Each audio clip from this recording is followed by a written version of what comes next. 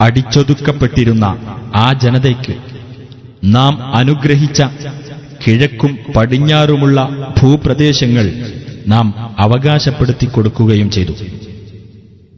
Israel സന്തതികളിൽ അവർ ക്ഷമിച്ചതിന്റെ ഫലമായി നിന്റെ രക്ഷിതാവിന്റെ ഉത്തമമായ വചനം നിറവേറുകയും ഫിർഔനും അവന്റെ ജനതയും നിർമ്മിച്ചുകൊണ്ടിരുന്നതും അവർ കെട്ടി ഉയർത്തിയിരുന്നതും നാം തകർത്ത് കളയുകയും ചെയ്തു. ഇസ്രായേൽ സന്തതികളെ നാം കടൽ കടത്തി രക്ഷപ്പെടുത്തി. എന്നിട്ട് തങ്ങളുടെ ബിംബങ്ങളുടെ മുമ്പാകെ ഭജനമിരിക്കുന്ന ഒരു ജനതയുടെ അടുക്കൽ അവർ ചെന്നെത്തി.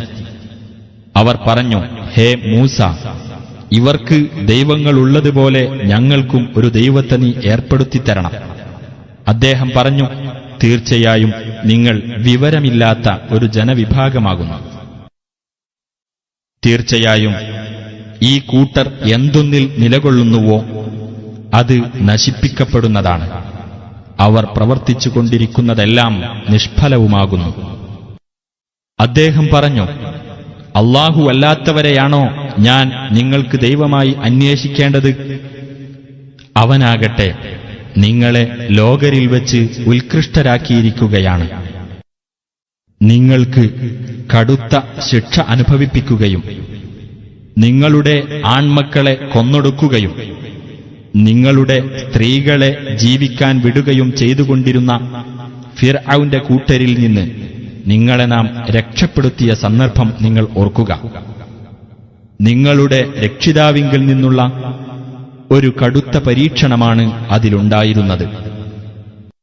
മൂസാക്ക് നാം 30 രാത്രി നിശ്ചയിച്ചു കൊടുക്കുകയും 10 കൂടി ചേർത്ത് അത് പൂർത്തിയാക്കുകയും ചെയ്തു.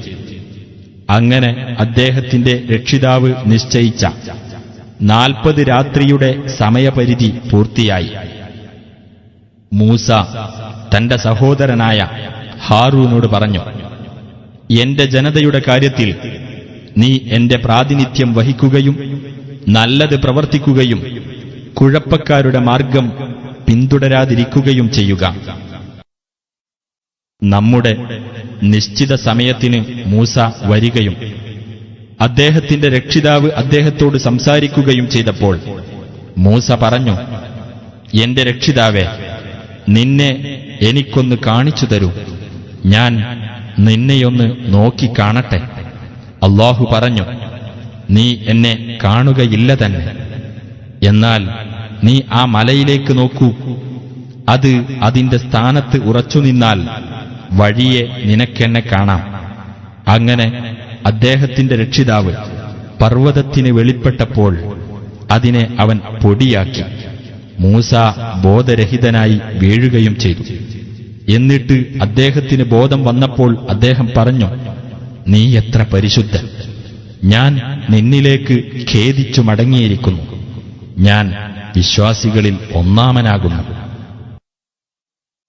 അല്ലാഹു പറഞ്ഞു, ഹേ മൂസ, എന്റെ സന്ദേശങ്ങൾ കൊണ്ടും എന്റെ നേരിട്ടുള്ള സംസാരം കൊണ്ടും തീർച്ചയായും നിന്നെ ജനങ്ങളിൽ ഉത്കൃഷ്ടനായി ഞാൻ തെരഞ്ഞെടുത്തിരിക്കുന്നു.